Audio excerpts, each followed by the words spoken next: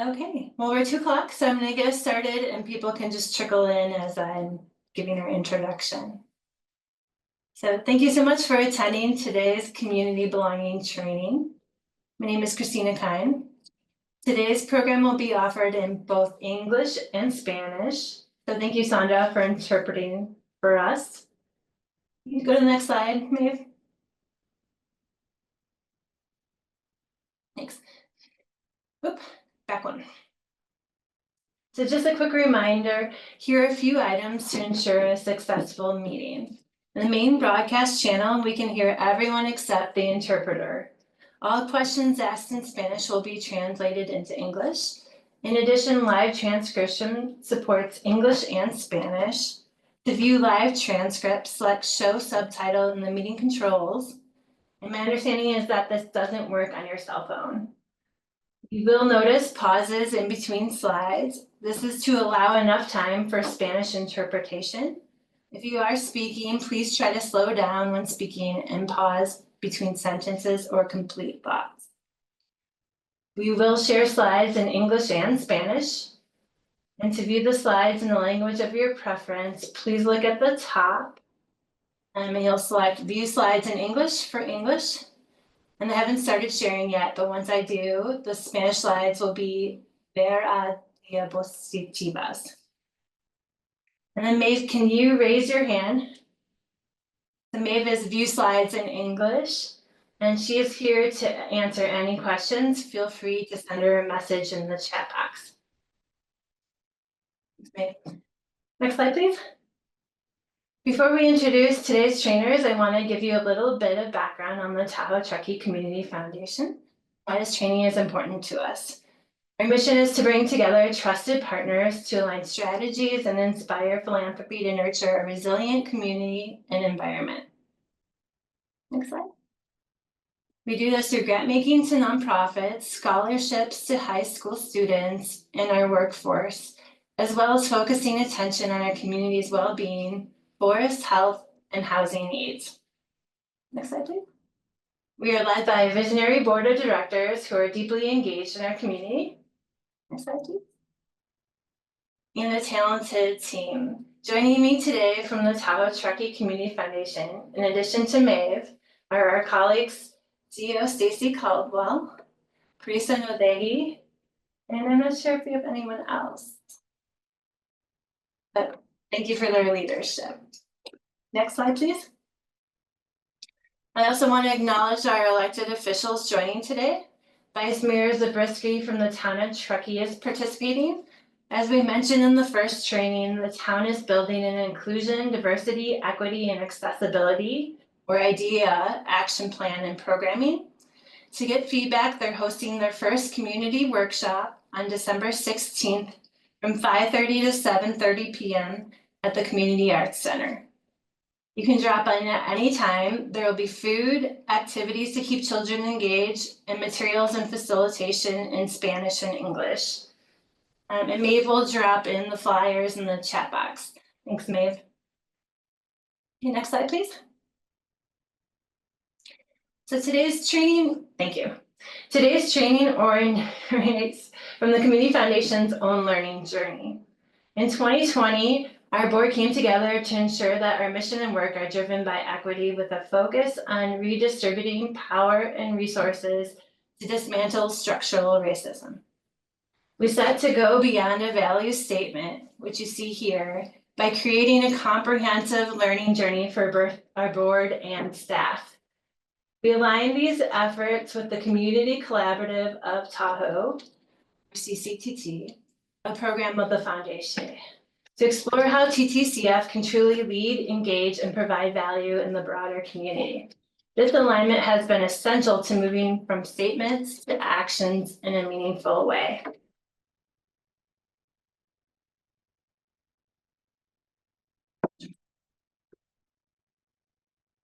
This journey has pushed us to better understand the systematic structures of racism and inequality, leading us to, maybe you're right. Thank you. Leading us to partnerships like the Barracuda Championship, PGA Tour golf tournament to make a broader community impact, funding initiatives like Spanish language interpretation, leadership training, and this community belonging series. Today, we will focus on deepening our collective understanding of systematic inequalities. Prior to this training, we launched a survey, and this topic was identified as a high priority.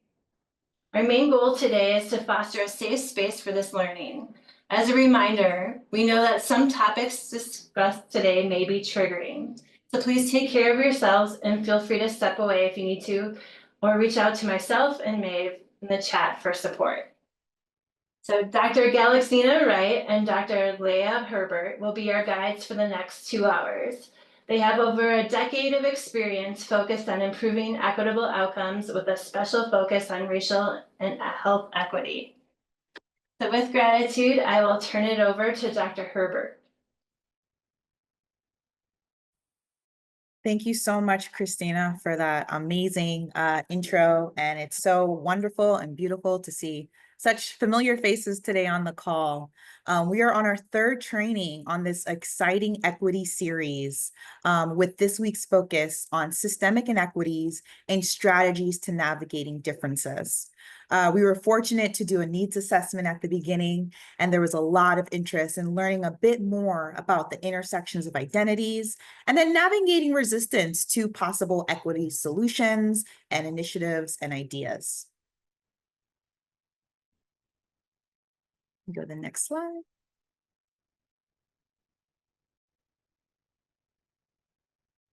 And I will also share that we have a pre-assessment as well.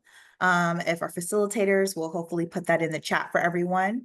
We really love and encourage you guys to complete this. Let us understand, where is your current knowledge in terms of systemic inequities? How might you understand that in terms of your day-to-day work? In doing this, you really help inform our future trainings, give light to the importance of the outcomes from the said training, and surprise, surprise, we do have a gift card raffle. So our final trainings in January, we'll be pulling a few special names from each of the training weeks, and we'll be doing a gift card raffle for individuals that have completed both the pre and the post. So I'm just going to double check the chat to see. In there. Okay, awesome. Dr. Wright put it in there. Awesome, awesome.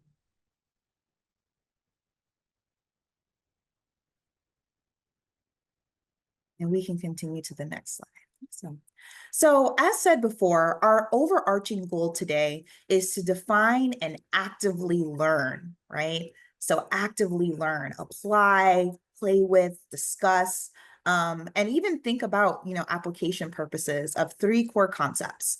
The first concept of oppression and privilege, both from a sociological standpoint, as well as a day-to-day practical and professional standpoint. We're then going to discuss a bit more about systemic inequities, what that might look like, how it not only can impact ourselves as individual and professionals in the workplace, but also the folks that we serve in our social impact organizations, and more importantly, affect cross-partners and our communities at large. Lastly, we'll end off with really fun activities and practices concerning implicit bias. We will then move into talking about strategies for handling resistance. As mentioned before, that did come up in the needs assessment, and we'll walk through some strategies as well as empathy, right? As something I always say in this work is we all have different mental models, right? How my mental model might be for equity and multiculturalism might be very different than my grandfather's, might be very different than my significant other's in-law family, things of that sort. So naming and having space for that. And then lastly, applying equity principles to current day-to-day tasks.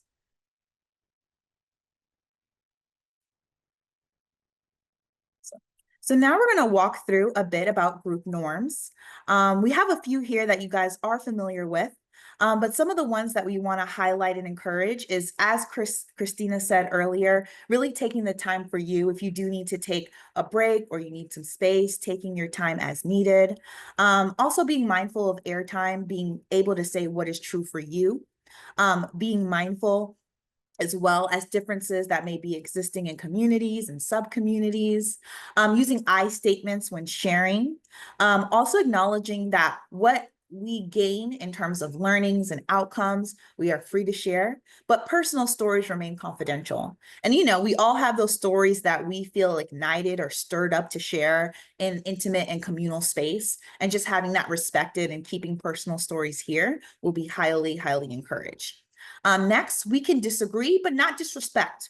So while people may fall on different sides of the spectrum of understanding a privilege impression, of understanding implicit bias, we can have those disagreements, but we need not disrespect, name call, things of that portion, and hold space for that true gray area that exists.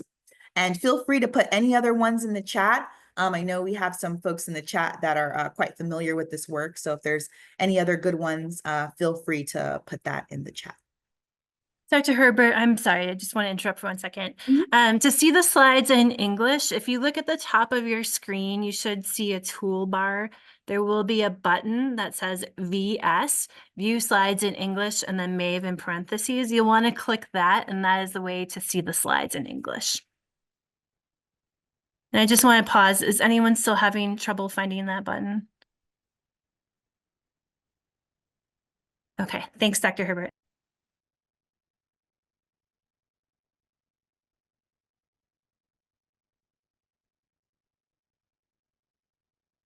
Thanks. So next I wanted to highlight just some key components of our really great session we had last week about disaggregated data and data justice. I wanted to encourage each one of you to continue to leverage disaggregated data, consider the different ways that you can use parse data that are disidentified from names and things of that sort to better for your cause and have community outreach and outcome. I also would love to encourage all participants to use your one-pager. I have a ton of really helpful resources on there of a bunch of different helpful elements to help you get started on your data disaggregation journey, and consider it as we move closer and closer to our action plan creation. And this might be a goal that you might want to consider. So I just wanted to name that and encourage the good work done.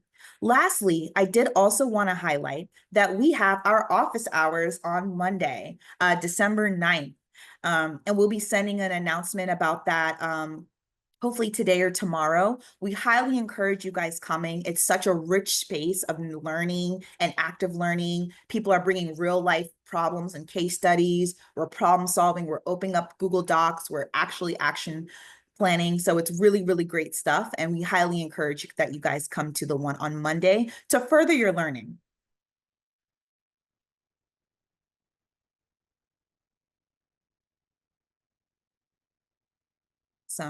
So the next slide that we have here is a bit of an opener question. And the question is, how has your diversity of life experiences, location, language, and culture shaped the professional you are today? So I will put this in the chat as well for folks, but I just want to sit on this slide for a little bit and just open the space for folks to, if they want to put things down in the chat, they can put some things. If folks want to hop off mic and share some elements, to feel free to share some elements. You can also have bullet points as well. So for me, my hometown is New York City, right? So that's played a really big role in how I see multiculturalism and equity and holding space for that. That social location really impacted the professional I walk into spaces and be and exist to. You might have sub bullet points in terms of language. Growing up bilingual, trilingual. I actually went to dinner with a colleague the other day and he was quadlingual, 4 languages: English, Spanish, Portuguese, and another indigenous language he told me about. So I was like, oh my gosh, that's so cool. And you can imagine the kind of professional he shows up to be in his space of working in the airline industry. And then lastly, culture, right? We all come from variant cultures. Myself being first generation American, there's some culture pieces that come up as well. So I just want to pause here, open the space I just shared, but I'd love to hear a bit more from awesome audience that are on here. Dr. Wright, you're also free to hop off as well. How has your diversity of life experiences shaped the professional you are today? Awesome. So as we can see here, I've been greatly impacted by, multiple identities. I would say my sense of curiosity was highly encouraged from being a military brat. I always tell people I never lived the same place for all three of my major elementary, middle, and high school. So I was always in a different state. I never really had the best friend that followed me through. So I got really comfortable socially. I got really comfortably in terms of being the only women of color in the room and then being the majority women of color in the room. Additionally, being the eldest child, we forget about our family order impacting us. For some of us, we might be the oldest, we might be the middle, we might be the last child, we might be mixed depending on what parent side you're counting on, but that plays a pretty big role psychologically in terms of how we might show up as a professional. Additionally, location, right? So being born in New York, having family of Guyanese and South American heritage, living in Florida during a very interesting time right now, all those things impact my habit as a professional.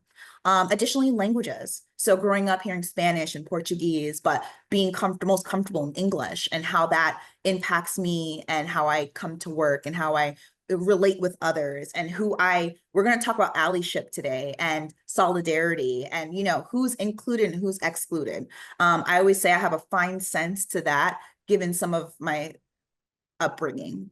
And then lastly, culture, being a digital native, a millennial, pro technology, definitely impacting me, and then dancing in the arts. And we do this not to have this list of this is who we are, here's my name tag. That is not the reason for the season. The reason for this activity is really to understand that we all have complex identities in terms of race, ethnicity, class, gender, sexuality, ability, and so many other factors. And these all translate into different experiences of how we show up as a professional, understandings of privilege and oppression, and most importantly, understandings of access and safety. Because it's one thing to have the theoretical definition of a privilege and oppression. It's the other thing to think of access. Who's allowed in what spaces, who's intend to be in said spaces, and most importantly, safety, which sometimes goes under discussed in these kinds of conversations. So next, we will hop into oppression. We do understand that oppression as a whole is a heavy topic. We do want to name that, but it's incredibly crucial for us to understand. It's important to note that oppression means when a group of people are mistreated unfairly and unjustly by another group with more power, often based on things such as race, gender, or even beliefs. And this can greatly limit their opportunities and freedoms. And I want you to think about that limit portion, right? So while there can be certain unjust activities and people have a theoretical sense of that, I think we don't necessarily understand the limit on the opportunity and freedom piece and that access piece that we talked about earlier. It's important to note that oppression can occur through policies, practices, and even sometimes in unintentional norms in organizations. And we'll talk a little bit more about how some of these pieces might show up in certain social impact in nonprofit spaces, how it might show up in grant funding, how it might show up in collaboration and partnership forming. So it's important to be aware of these things. Lastly, it's important to understand that oppression operates on multiple levels. As discussed before, we talked about the multiple ways in which diversity of life impacts us as a professional. We have language, we have culture, we have location. Well, think of oppression in terms of those multiple levels. It might be individual, so that might get into personal biases, discriminatory actions. It might be institutional, right? Policies that directly disadvantage certain groups. And then it might be culturally, societal norms that marginalize some while elevating others. I want you to pay close attention to the cultural piece as well as we move into the next part that we will flesh a bit more in understanding how those interlocking pieces may play. And our next slide, I will turn it to Dr. Wright. Hi, everyone. Just to give a heads up, I am a new mother, so you might hear a little bit of gurgling in the background of my daughter, but just wanted to make you aware of that. So now we'll talk a little bit about intersectionality. And when we say intersectionality, essentially what this means is just an overlapping of different oppressions based on these different identities. So Dr. Herbert just talked about how our identity can show up in these different ways, in these different intersections. And so our identity is not just minute, right, just to one thing, but we have these different overlapping things. And so when we think about oppression, it's very similar in that different parts of people's complex identities may be marginalized in different ways. And so our institutions are shaped by the intersecting logics of systems such as patriarchy, capitalism, white supremacy, colonialism, and inequities are in pretty much a lot of different facets, such as family, school, workplace, and parliament. So, as we just discussed as well, our lived experiences of all of our identities, they do form a rich base of knowledge from which we can envision and lead change. And so, this visual here just kind of shows the different examples of intersections. And there might be some that aren't up here as well, too, that you might think of. But it also talks about the different types of oppressions that might be taken into account based on those different intersections. Thank you so much for that, Dr. Wright. And now we'll be hopping to recognizing privilege. So Dr. Wright, I'll have you start and then I'll pick up. Absolutely. I think that a few of you talked about, I'm looking at in the chat as well as some of the things that were said and kind of recognizing our privilege. This is something that often, I serve as an assistant professor working with students within the counseling field, and we often tell them to do a lot of self-reflection because privilege, just like oppression, can sometimes go unnoticed, right? Or it can appear invisible. River, I know that you talked about a little bit of your experiences in being some areas of privilege, right?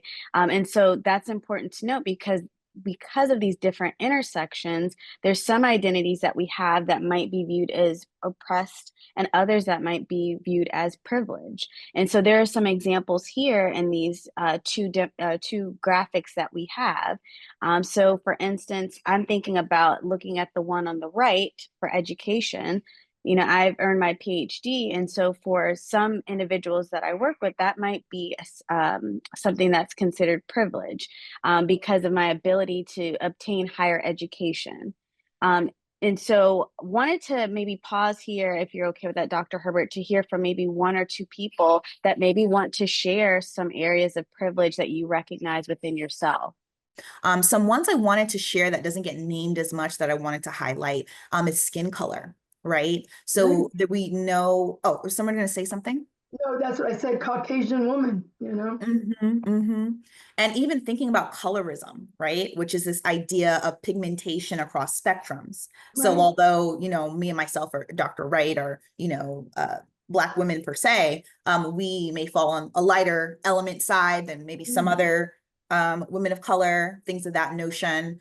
And this kind of plays out in really interesting ways when we think about the arts, when we think about job opportunity, when we think about certain discriminations as well. So that's one I wanted to name. Neurodiversity, this is really huge, right? So individuals that are neurotypical versus individuals that may have multiple neurodivergence. Myself, Dr. Wright, that works very closely with Medicaid, Medicare. We do diagnosis. We are very much attuned to this segment of the wheel.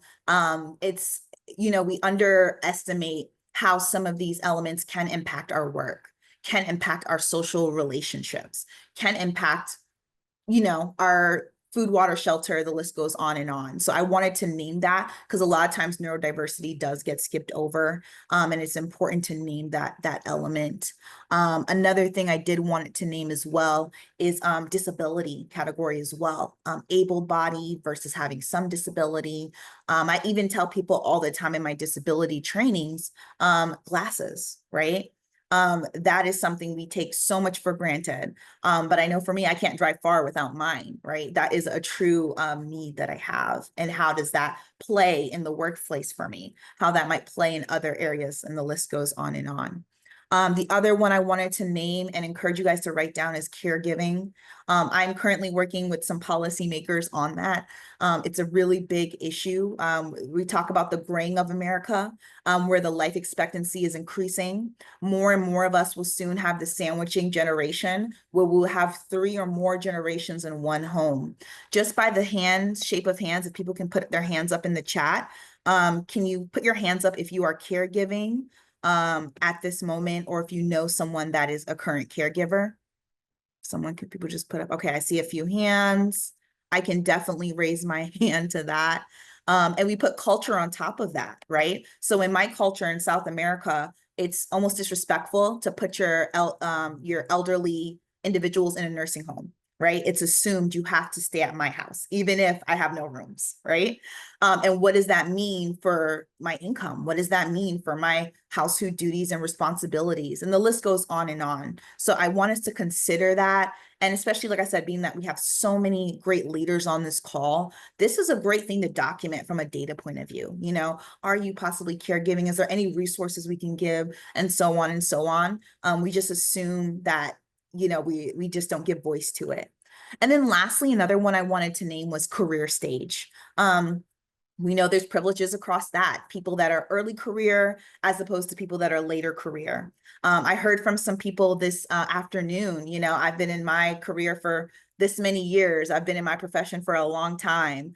There's certain privileges you get. You know, if you come in a little late, no one really bats an eye, right? If you have a new idea, everyone's gun ho, like, oh my gosh, what is XYZ saying? You know, there's a lot of cachet, right? People later stage in the career has, as opposed to, I remember when I was a baby therapist, when I was a newbie in the field, and I'm trying to get all these great diversity and equity ideas for the community. And they're like, girl, keep doing health fairs. We have bigger fish to fry, you know? And I got that. That was something I got. So, you know, these are certain things to consider, to think about, and, you know, just to continually look into. We'll talk a little bit more, but we'll hop into systemic equities and then hop back to privilege.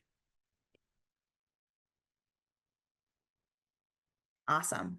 So the next piece we're going to go into and define a little bit is systemic inequities. As nonprofit leaders and program leads, we're so focused on solving problems in our community. But it's very important. We always must ask ourselves, are we unintentionally reinforcing the very same inequities we mean to dismantle? So this is why we need to understand and be aware of systemic inequities, which can be ebbed discrimination in institutional structures. It could be persistent patterns of disadvantage. And I want you to note this one down. It can also be intergenerational impact, which is important to consider. Examples in social impact level include unequal access to funding and resources, historical redlining practices that have led to continued racial disparities in home ownership, home values, and credit scores. I don't know if you guys know, a few years ago, there was a popular news clip that went out in which African-American family were having a really hard time selling their home. And they had, I guess, pictures in the home and things of the sort. And they ended up taking down all their family, like pictures and anything that hinted that they may be African-American, and the home got sold. So, you know, when we think about intergenerational impact and certain microaggressions, those are things that come up. Additionally, another thing I want you guys to note is zip code as destiny. Highly recommend you write this one down. It's kind of a theory per se, in which that says one zip code can greatly significantly impact the quality to education, healthcare, and other resources. We saw this with COVID. Folks that were near to testing sites and could easily get testing, folks that, you know, had difficult times. We see that with education. In my state I live in right now, there's pretty stark zoning laws, and they make it in such a way that, you know, if you're in the zip code, that's the school you have to go to. Whereas I grew up in New York, even though you could be in not the best zip code, if you had applied to other magnet schools, you could end up going to an amazingly impressive school, you know, a few doors down. So things like that, I think, is really important to consider when we consider systemic inequities. And what does this mean for nonprofit social impact work? Well, Reduce effectiveness of programs and services, right? I have been that person in a social impact org that set the event up. I had the Facebook group, I did the phone calls, I did everything I should do, and only 2 people showed up to the event, right? I was the person that they maybe got this grant for this certain service that was needed in the community, and then just the community not understanding or not making sense of said service, right? Also, when we understand systemic equity, we also improve the impact of target communities, which I think could be so important. And lastly, when we don't take into account systemic inequity, we decrease public trust and support. This is incredibly important as we're getting more and more into like collaborative philanthropy, working across lines, collaborating cross-functionally. It's important to consider systemic equities and how it might show up. We're going to walk through some examples and kind of reflect more on systemic inequities. Dr. Herbert? Yes. Oh, Andrea, did you have a question? Or was your hand up from before? Okay. My hand That's all I was was up from interrupting before. for. Sorry. Did you want to share, Andrea? From before? That's okay. No, sorry, I just took my hand down too late. Sorry to interrupt. No, you're fine. You're fine. So now we'll move into kind of understanding these systemic equities. And what I want you guys to do as I'm chatting away, feel free to put in the chat, feel free to come off your mic. But looking at these 3 different levels, individual, interpersonal, institutional, structural, looking at each level, what often do you see in your work, right? And this not necessarily has to be in the workplace. It could be at the data level, it could be at the outreach level, things of that notion. An example, like we talked about earlier, was like working in the substance misuse industry, right? And seeing certain oppressions at play when it comes to getting best care. So I'm going to walk through a few, and then I want to kind of open up the space to share out what you might be seeing in terms of how these might play out. So the first category we have is individual, and that might show up in identity and difference. It also might show up in advantage and disadvantage, individual advantage, disadvantage. So as mentioned earlier, Dr. Wright says, she has certain privileges as someone with a PhD, as someone with loads of policy and programmatic experience, as someone that has won multi-million-dollar grants, right? There's certain advantages to that. We also see at the individual level, we have explicit bias, which is bias that is knowing, kind of misconception people carry knowingly, and then implicit bias, which we'll talk a little bit more today, but some of the biases that we're unaware of or we didn't really think about. And then we also have stereotype threat, which does come up. As mentioned before with the redlining example, right? When I remove pictures of my family and I remove things in the home that maybe hint at Black or African American, my home gets sold quicker, right? And then internalized oppression as well. The next level that I want us to continue to think about is also interpersonal. So with this, we might think of macroaggressions, right? Microaggressions, my apologies, in which are these misconceived notions that are brought forth and really harming and limiting the opportunities and limiting the access for those in those groups. We also might see racist, sexist, ableist, right? The list goes on and on, interactions that may greatly disempower individuals. We're hoping soon in the January 1 to talk a bit more about this, but this is a issue that's it's gaining a rise. And then we also might see things at the institutional level, right? So institutionally, we might see bias policies and practices, right? That could be in hiring, that could be in teaching, that can be in parent and family engagement, for a really long time, parent and family engagement interventions left out grandmothers, left out non-parental adults that were in the home and willing to help the child, and how those things create a message of there's only one kind of family. Additionally, we also might see elements of disproportionality, right? Racialized outcomes and experiences. A really good example of this I want everyone to think about is even the elements related to special education.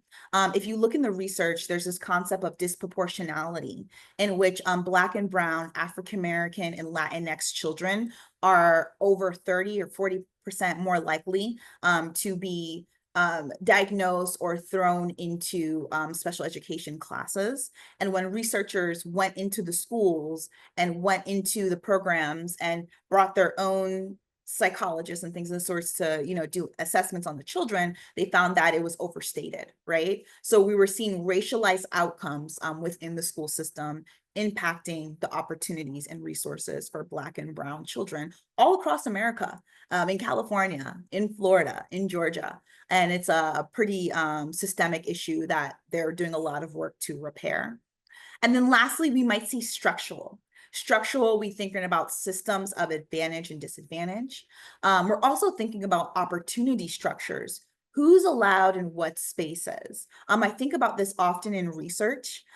We do a great talk about inclusivity and data justice. You guys saw our presentation from a month ago, but any sociologist will critique the research industrial system in a sense of we are the same highly educated folks talking to highly educated folks, and we limit the voices of folks that may be on the ground or folks that may have a really good data, but they don't have the PhD after their name, right? So that's an opportunity structure that prevents the voices of certain people coming into the fray. And that also makes it seem like only when this thing is done our way, that's the best way, right? So it's all these unconscious messages of sorts.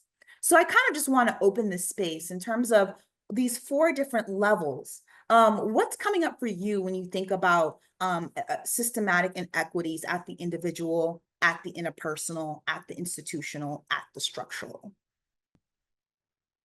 Awesome. So another example I wanted to give, and this is interactive, I'll put it in the chat. This was this amazing, I'm a researcher, so you guys know I love maps, but this was an amazing interactive map of the US made by the University of Toledo, Tagulo, sorry. And they were basically tracing the presence of sundown towns. And I know you may be asking, what is a sundown town? So a sundown town, also known as sunset towns, gray towns, were all white municipalities or neighborhoods in the United States. There were towns in which there was a formal practice of racial segregation by excluding non-whites via some just local discriminatory laws, intimidation, and violence. When I say sundown towns, some people might have the idea of like, okay, there's basically no folks of color and they have to be home by a certain time. And, the town was, racist per se.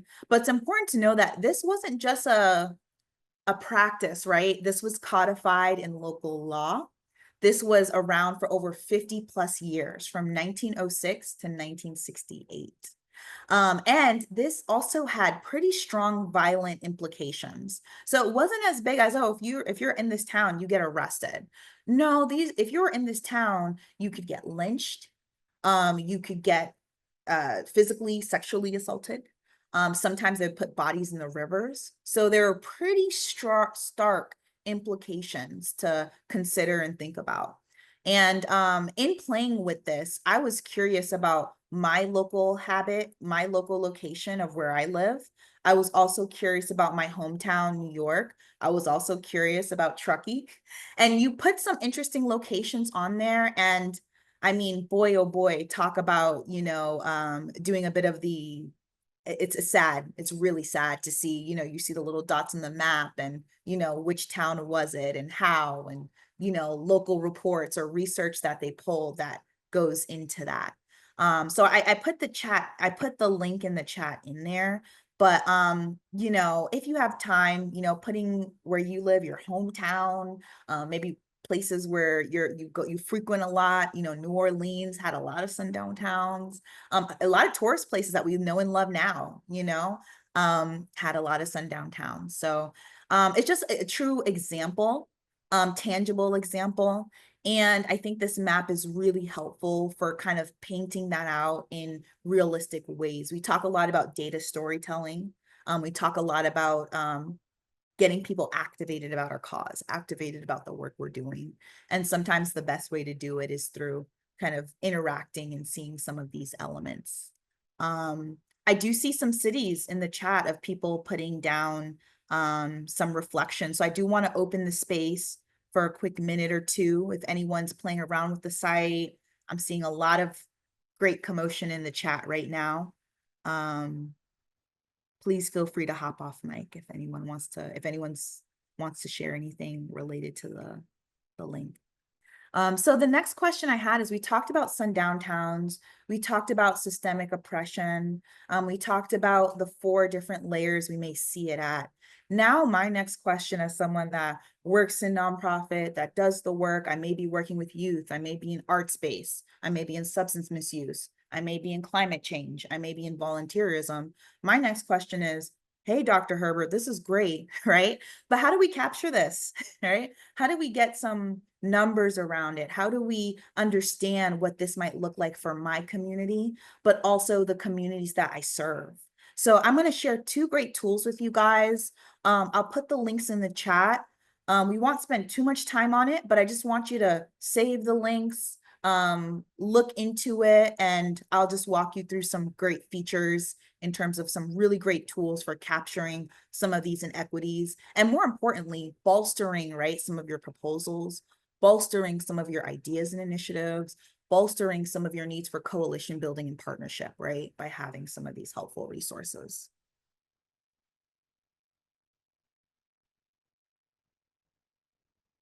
So the first tool is a community opportunity map. And this map is really helpful. It breaks down looking at like community wider statistics based on child and family, education, economy, housing, and accessibility. I really like this tool in a sense of, depending on what area I'm interested in or looking into, I'm able to get kind of recent data on it. If you scroll down, it also does state comparisons as well. And that's really helpful for painting a picture that we have a problem, right? It's one thing to say, our asthma rate, I think I got this example from last training, our asthma rate is, 39%. It's like, okay, there's inhalers, there's doctors. Okay, that, I don't really, that's not a big deal to me. But then when you say our asthma rate is 39% and the state's average rate is, 15, boy, oh boy, you have my attention. You have my attention. So, remember that piece with systemic inequity is just disproportional impact. And when we even fine tune and look into that, I bet you we're going to see some interesting edge points within that. So this is a really great tool. I encourage you to use it. It's all 50 states. So not only Tahoe, but other areas as well. And for where does the data come from? I know they compile it from 3 data sources. On the left tab, there's a little icon that says about. If you click that, they will go into their data pulling, striping outputs. And the next tool that I would like to share with you guys, and you might be familiar with for people that's done a few equity trainings, is Race Counts. It's a really helpful tool that really breaks down some of the wider macro data and kind of looks at indices related to race and equity, housing, things of that notion. I would say this tool is a bit more fine-tuned, I would say, at like inequities related to race and ethnicity, as opposed to that other tool being a bit more broad in nature. But it was really helpful, and I've used this tool in the past as well. And as I said, you can put all 50 states in here. When you put we put Truckee, certain things break down, and they give you kind of summaries as well of certain things to, look into, and some of the macro trends to be aware of. So just another good tool for you to put in your back pocket and really consider. It's one thing to talk about systemic inequities, is another thing to really delve it into your toolbox for a wider organizational impact. So at this point, we're going to hop to talking back about privilege. And I want to pause here and name that we set the space for you guys to walk through systemic inequities, oppression, the multiple layers of it, to really have a language and a fuller fleshed understanding of not only the how of privilege, but also delving into the context of privilege, right? And the home and the environment in which it lives in. So we'll get a bit more interactive for the next few slides. And yeah, we encourage you guys to participate. So I'll pass it to Dr. Wright. Thank you, Dr. Herbert. And so kind of going back to what we were talking about earlier and levels of privilege, again, thank you to those that were able to share and talk about your different levels of privilege. Again, another topic that can sometimes be uncomfortable, but we do want to just recognize and remind that privilege isn't about guilt or blame, right? So we don't want you to feel shame about your identities or the things that essentially make you who you are. But really, it's about an awareness, right? And so understanding how ourselves or our parts of our identities might differ from others and how that might impact the relationships that we might have with other people. And so we do want to ask ourselves some questions, such as, how has my privilege shaped my journey? So again, some people have talked about maybe unearned advantages because of identities that you're just born with, right? Or that you just identify with. And so when we have privilege, sometimes it can be hard to see because it's not something that's necessarily earned. The other thing to think about, what we talked about earlier, was it's sometimes invisible when you possess it. And so, again, going back to not only our own self reflection, but really challenging the people that we work with to reflect on their areas of privilege as well too. So again, somebody gave the example of having access to a car, right? So that's something that maybe we just innately have always had. We haven't had to think about not having transportation. And so that's something that we may want to challenge depending on the communities or the individuals that we work with. We also want to, again, privilege doesn't make us a bad person, but really it's supposed to allow us to create positive change. And so by understanding the different privileges that we have access to versus other people, this allows us to make those positive changes. Some of the ones that you guys have discussed already that we see that is happening so far and that we continue to strive for. And so we have this quote here that acknowledging privilege, again, is not about guilt, it's about awareness and responsibility. So just a reminder to ourselves as we're talking about these topics that might be a little bit more uncomfortable or a little bit more challenging, that's really the purpose of acknowledging privilege. Yeah, thank you so much for that, Dr. Wright. And just by a show of hands, if anyone wants to put their hands up, has anyone seen the recent Martha Stewart documentary? I love Martha. I'm sorry. I'm a big Martha fan. And it was really good. Highly recommend you watch it. Extra points if you have popcorn. And towards the end, you truly do see an evolution of even her equity journey. And obviously, we know she was, went to jail and, she came out and she's redeveloping herself. And she said through that experience of, being incarcerated and working with the women, it really opened up her eyes, right, to elements of oppression, elements of privilege. She now has a foundation that works with, I think, over 40 plus jails and prisons across the nation. But she's focused specifically on women's prisons because she was in a women's prison. And she offers business skills classes. She offers art therapy support classes. And I think that's so beautiful because we talk a lot about turning our pain into power. I have some strategies to help us all turn our pain into power and turn our privilege into power. But I think Martha does it really well. She's getting out of jail and she's going on a private jet. And she's like, I'm sitting in this jet knowing that this is not, it clicks. Like I am in a very weird bubble. This is not the norm, right? And how could I take my, you know, business success, my likability, the list goes on to really help those women and women across the cohort that were in her situation. And I love that she also used data as well, because she was like, when she was in the prison, she saw a lot of women were like entrepreneurs. They were like, they want to start a business. They were hungry. They, you know, were like, hey, I had a salon and I already had 4 people under me. And I was a nurse and I was looking into opening a home health aid element, you know, and I just love the fact that, you know, she took some of the not the best experiences, her own individual privilege, and really made impact.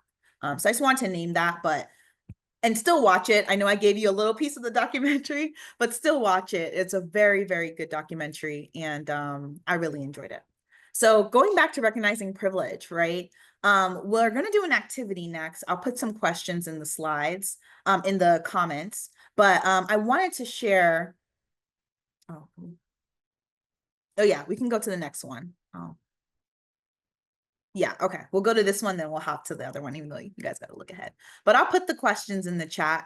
So we talked earlier about what is privilege. We looked at the wheel. We considered some of those things that speak to us. But now I want us to take it a little step further. And if we can go back to that earlier slide, that'd be great. I'll put the questions in the chat. And feel free to pick 1 or 2 sentence stems and really share, you know, what's coming up for you. So some of the sentence stems we have is the privilege I am the least aware of on a daily basis is. The next question is, the part of my identity that was most emphasized or most important in my family growing up was. We also have the part of my identity that makes me feel discriminated against is. And then we also have the part of my identity that feels difficult to discuss with others who identify differently is. So this activity is really meant for us to think. You know, I know when I did it for myself, as you guys will see in the next slide, I had to think. We talk about the think, feel, act. I had to think a little bit and then feel a little bit and then write my answer. So I'm going to give like a minute or so, but really pick 1 or 2 stems and feel free to come off mic and share if you feel led to, in terms of what's coming up for you when you kind of think about these many privileges and what it looks like for yourself.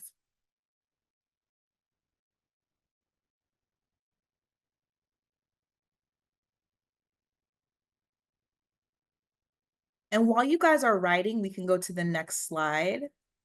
I do want to hear from you guys, so I'm letting you know, you guys are not off the hook, but I'll go through and share some that came up with me, and then we'll hear from you guys. So the part of my identity most emphasized or important in my family growing up was education and skin color. Skin color was really interesting because I told you guys a bit before about colorism, right? Like the pigmentation, how light you are, how dark you are, and how that affects, you know, certain privileges and oppressions, especially in people of color communities. And it was highly emphasized on my end. I was a little lighter than other cousins and family members of mine.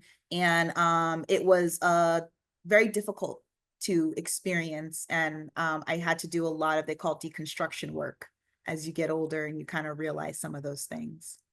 The last one I had is be a part of my identity I believe most misunderstood by others is class. This one I ended up saying because I'll never forget, I was in college and we had to do this group project. And I was talking with a friend about something and I was like, something I could relate, or that's so real. Something I said about relatability. And my friend ended up checking me a little bit, you know, and she kind of pulled some things in a sense of like, okay, but you know, your family was in the military, you had these certain privileges and XYZ. And it opened up my eyes because I'm like, I'm just living life. I'm not really thinking about all these intersections and, you know, things I grew up with or things of that notion, but it's a part that stays in my mind when I think about privilege and I think about things that were offered to me that may have been offered to others and things of that notion. So it's a piece that I consider and think about quite often. But I do want to kind of open the space for anyone else to share. We go back to the earlier slide, we have a lot of bubbles there. Is there any privileged exploration stems that people would like to share?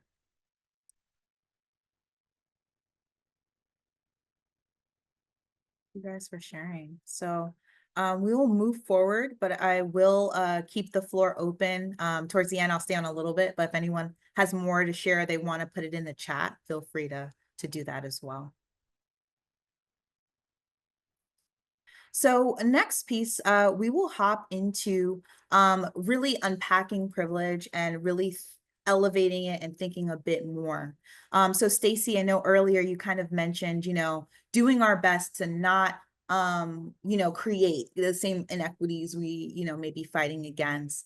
I first have some book recommendations of some really helpful reads related to social impact, related to philanthropy, and related to nonprofit work that can be really helpful to begin this work at the cognitive level, but also the organizational level. Later on, we'll talk a bit more about what does this look like for my organization? What does this look like for my team? What does this look like for me personally? Well, organizationally, book clubs, a lot of orgs actually use some of these books for book clubs, and they're really helpful reads for really thinking through and unpacking our privilege. Even with us being in the West, being in the United States, right? We forget like being the global minority, in the sea of all these other countries and things of that notion. So I think it's important to name that as well. Additionally, remembering and taking in some other best practices that we have mentioned in some of the prior trainings, authentic relationship building and meeting communities where they are. Another suggestion I have is diversifying your information intake. Diversifying your information intake. This is a time we live in algorithms. When we turn on our social media, we see what we like to see. And some of it is good. Some of it is self-care. Some of it is likes. Some of it is, hey, oh my gosh, this thing knows us. But it's important to diversify our information intake, whether that's podcasts, whether that's videos, whether that's lived stories, whether that's conferences. I, encourage people conferences at least once a year. Like, it's so important to diversify the array of knowledge that you're getting about equity and diversity. We'll talk a bit more when we talk about allyship, but sincere apologies and calling in. And this is really important. A lot of times we think about, oh, we made a mishap, we made a microaggression, a macroaggression. Oh my gosh, oops. But remembering that it's not just the oops, it's a great time to call in, and how to call in with empathy, right? As opposed to like, damnation of like, oh, you should have known that. Another important thing we can continue to do is our needs assessments, really checking in on the pulse of the community, the needs of the community, things of that nature. And then trying to provide material and service and goods and, just incentive supports for community members' time and information. And this is one I see sometimes a bit of a struggle in the social impact space, where we may have listening sessions, we may have events, we may have a few community members that kind of give us, certain things here and there, but we sometimes struggle to incentivize, them or thank them, So things of that is really important for helping us impact our overall privilege. The next one is using our privilege for good. And this is so, so important when we think about, okay, as Dr. Wright said, right, it's not anything to feel guilt and blame about, but how could we use this experience to empower others? How could Martha use her privilege of, economic success, of likability, of brand power, right, to impact others? And something I encourage you guys to do, we'll take a minute and do it together in the chat if we have time. And some of you guys might be familiar with this in the philanthropy space of our 3 T's, the famous T's.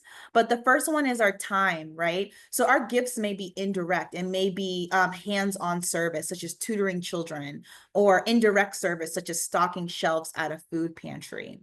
Our using our privilege for good can also be our talents, right? So maybe a doctor providing pro bono office hours. I know for me as a provider, I provide pro bono work pretty often, pretty often. It could be an investment advisor that does discounted rates for, nonprofits or charities looking to, improve their financial standing. The list goes on and on. And then next, treasures, right?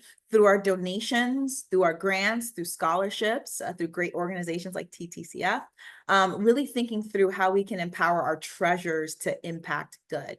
And another piece I want folks to consider on this call is this is a great activity to tap onto your board with, volunteers, and community members. This is an activity I've actually done with organizations on their board retreats.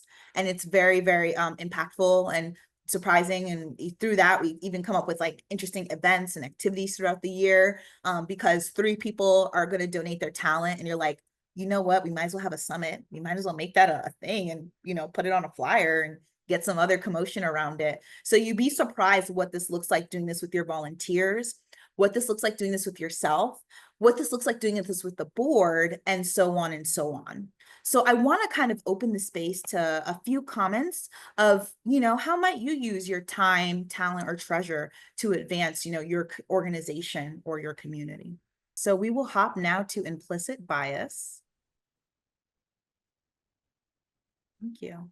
And in the meantime, as we walk through the slides, and I am talking a bit more about what is implicit bias and things of the sort, I will put in the chat a quiz to learn what your implicit bias is.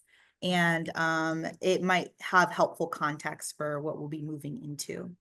So with implicit bias, as mentioned before, it really refers to the subconscious attitudes or stereotypes that affect our understanding and decisions. It's important to know that like implicit bias is those, like I said, unconscious stereotypes and prejudice. And even if we don't mean to, it could affect how we may treat that said population without realizing it. And oftentimes it's a quick judgment based on how they look or where they come from. And we know consciously it's not fair to do, but we're unaware of it because of the unconscious element of it. Some examples that we have below is a food pantry may assume all clients want Western food staples,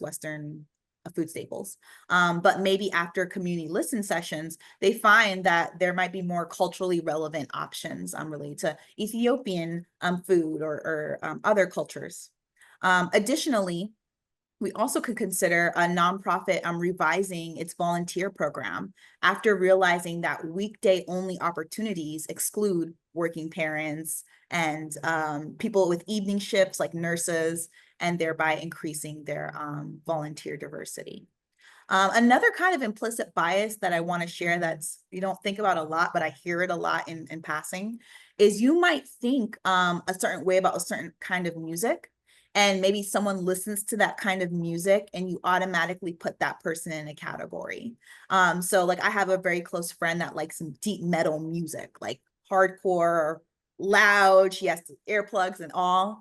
And she's told me about some of the microaggressions she's gotten because she takes part in that art form, right? So it's important to note and, take note of those things. And as we're moving forward today, really work on, identifying and trying to address.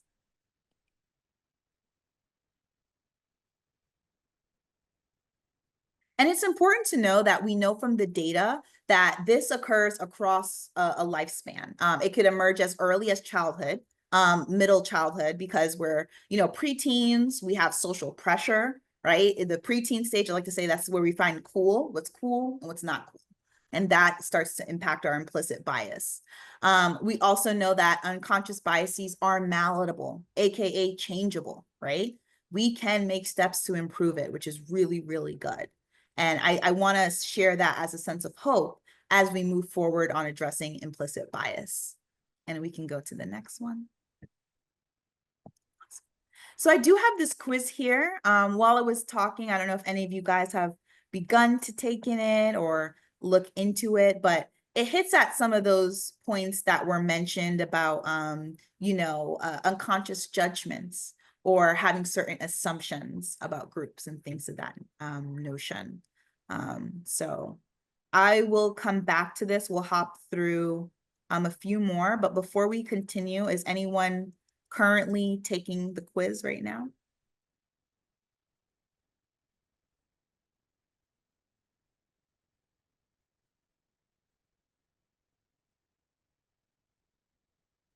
Okay, so we'll keep going. I'll hop to it back at the end and loop back around.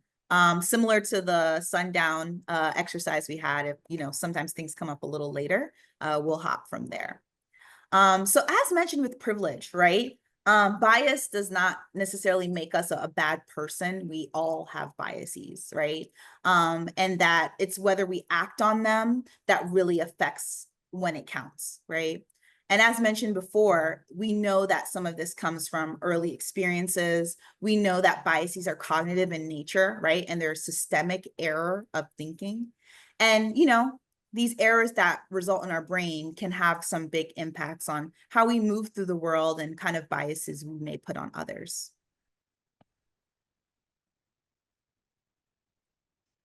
And I want to add that these kind of biases can impact us, right? So when I think about nonprofits, it could affect our hiring decisions, right? So just by a raise of hands, I have, but I'm cheating.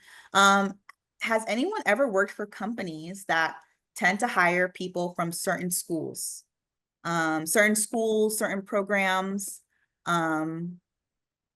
things of that nature, really common in the finance industry. They kind of have some schools they like and the, folks tend to be pipelined out of that school. But hiring practices is a really big one. Also program design and delivery, as mentioned before, assuming that the food pantry will have maybe Western food, or assuming that volunteers can meet at, all types of times. So the next piece that's important to consider is how might we address said biases? So some things that come up is first having opportunities to have discussions with individuals from other groups. So remember earlier, I told you guys, diversify your information diet, right? Diversify your social and, interpersonal group as well. There's really great benefits to, having discussion with other groups of people and, hearing certain elements. Another important piece is promoting bias literacy. So utilizing trainings like this, the quiz that I have in the chat is also a really good start. In addition, some of the resources that I have in the one pager are really great examples. That's actually some of those resources that's basically used at like the corporate level in terms of, hey, we really want to reduce bias. Here are some things to think about. Additionally, it's also important to consider past decisions, right? This is something I highly recommend. We talked about, hey, what are our time, talents, and treasures? Let's do that as an end of group experience. Another end of group experience is looking at past decisions, right? What are our patterns in hiring? What are our patterns in promotion? What are our patterns in funding, right? Something I want us to consider as well is who is consistently benefiting and who is being excluded. And with this one, this is great. You may need diverse voices. You may need board. You may need volunteers. You may need community members. Sometimes us, even as staff, could be blind. Oh, we're not excluding anyone. Our flyers are everywhere. Our website's open to everyone. We go to the health fairs. We can't be excluding anyone, So it's important to kind of look back to inform ahead and have that understanding in terms of trying to improve said biases. Another additional piece that I think gets understated when we talk about, oh my gosh, these like prejudices or stereotypes we have and trying to undo them is really gaining communal literacy. Some call civic engagement as well, but really understanding the community you live in and, your state at large. This could be getting involvement with neighborhood councils. Neighborhood councils are like the closest form of government based on local communities, and they tend to advocate for certain issues. A lot of people are kind of unaware of the neighborhood council. They may not even know that there is one, and it's a really helpful resource to get in there. And it does, challenge your implicit bias because you're hearing from quite a diversity of folks in your community. Another suggestion as well is furthering the work you may do with community-based organizations and nonprofits, and not just staying siloed, not just being in, maybe the youth space, or not just being maybe in the food space, right? But being able to rub shoulders with other community partners. Another big one that I stress, and people don't think about this, but I highly recommend, principals and school boards. Highly underrated, but so helpful. We talk about youth advocacy. We talk about really helping the youth of tomorrow, but principals and school boards really sit at the front of that. And organizations meet with principals all the time, and extra points to those that meet with principals across the spectrum in their community, not just private schools, not just public schools, not just magnet schools, not just maybe smaller schools, really meeting with different groups of people. We also have, nonprofit boards, really using that as an additional resource. And then also something I talk about a lot in my other trainings is awareness of your neighborhood.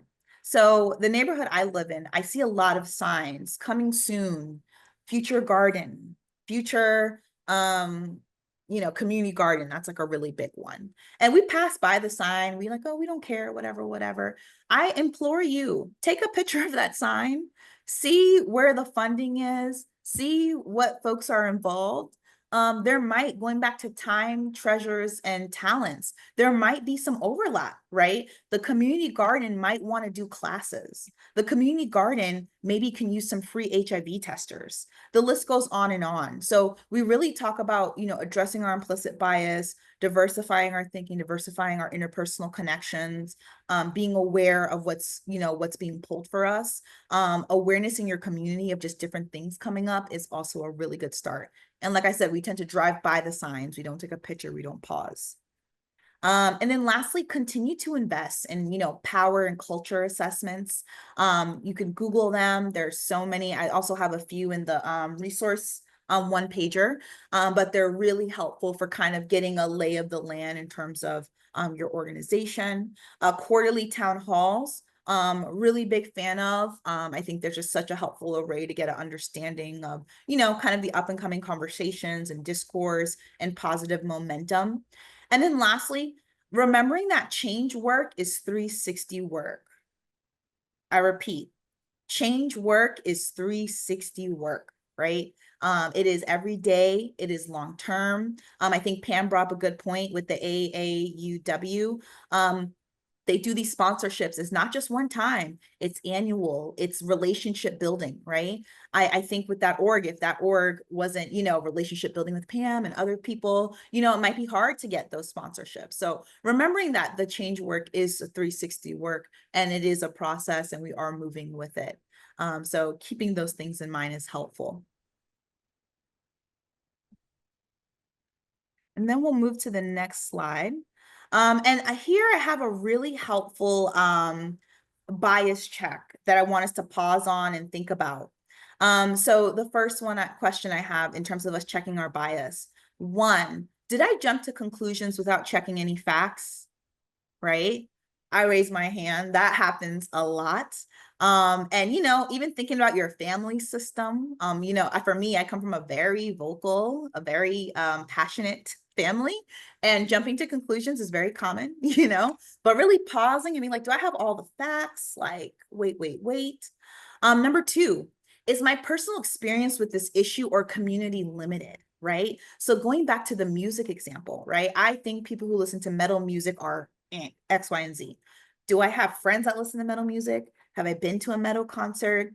Is my understanding of metal music limited? Yes, so being able to ask yourself that can be helpful.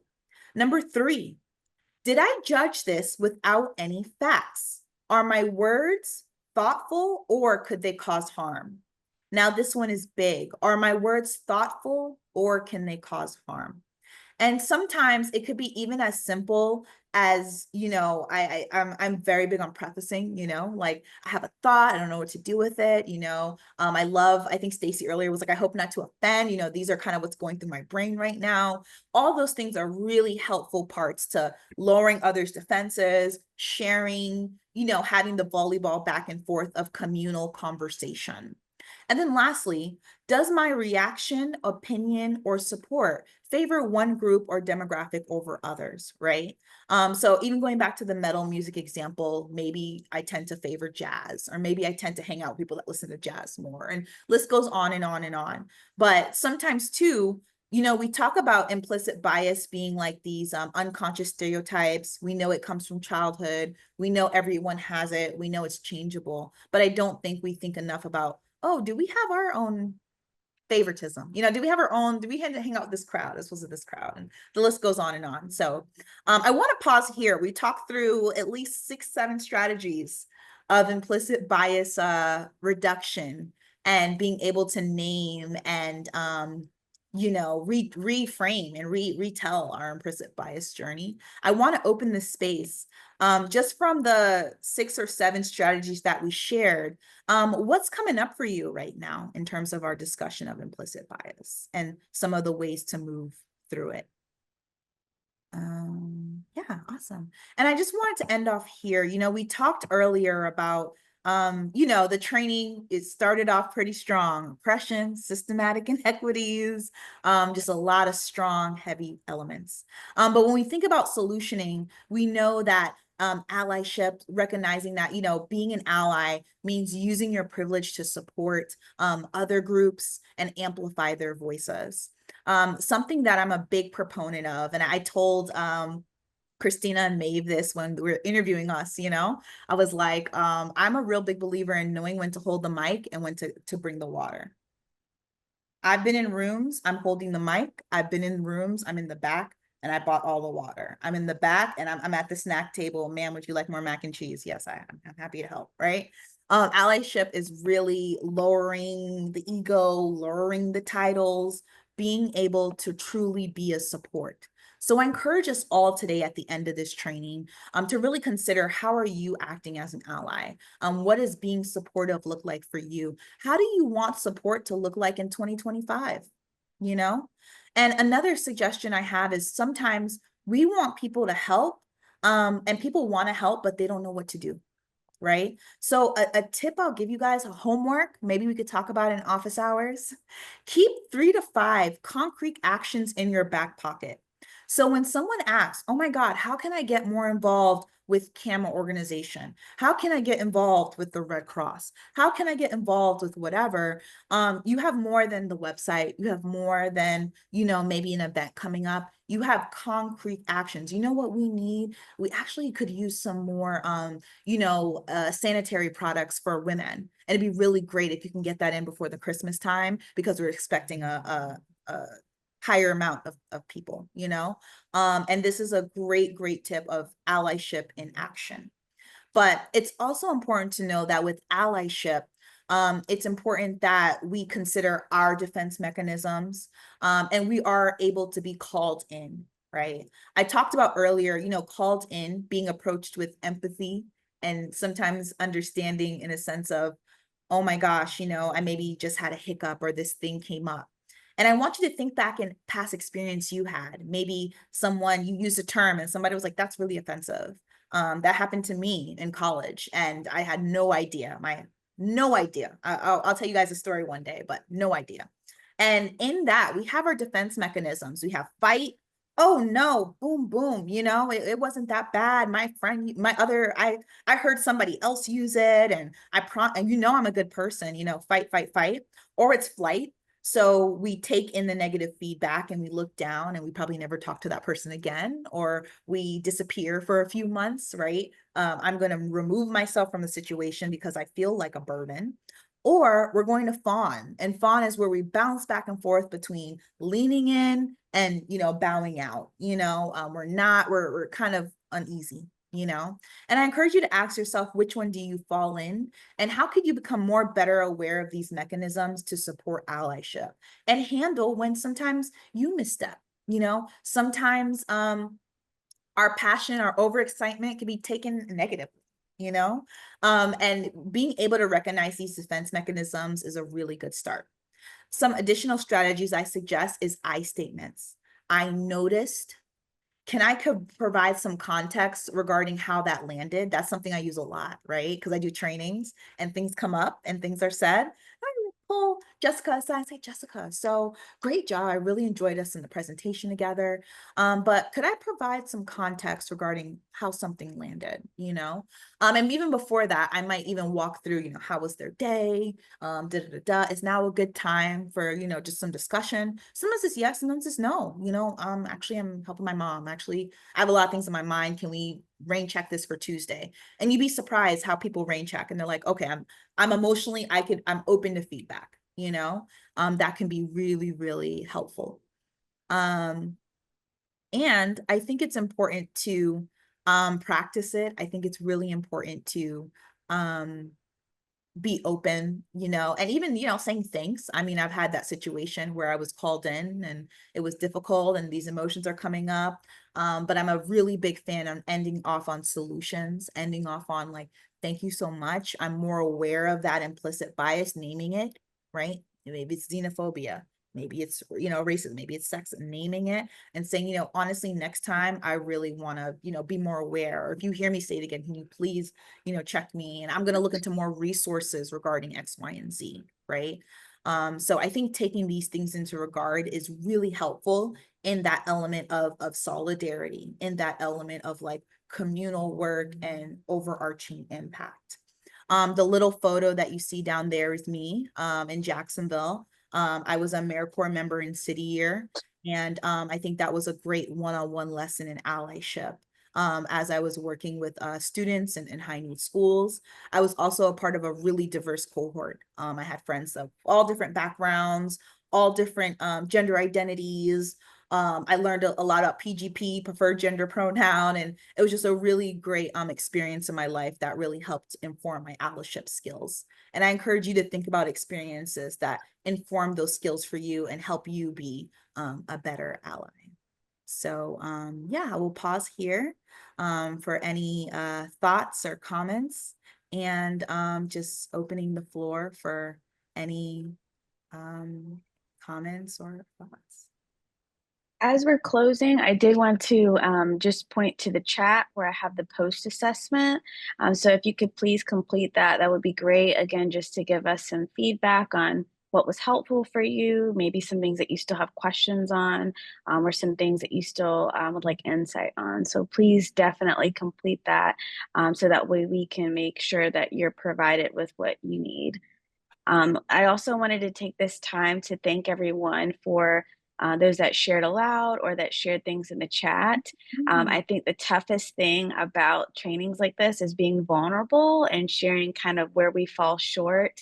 But I always like to remind people too that, you know, when we think about cultural competence, it's a spectrum and no one is ever at the max, right? We're always learning, we're always finding different things about ourselves. So, and I'm looking at River, what you put in the chat about yourself. You know, I see you kind of beating yourself up, but I think just the awareness is really important to kind of remind ourselves of, and to know that we can take those next steps once we're aware. So, just a thank you to everyone again for sharing and being vulnerable and open. That's definitely a great place to start. Thank you. Yeah, change is 360 days. I like that. And you guys all showed up today and you're all doing the work.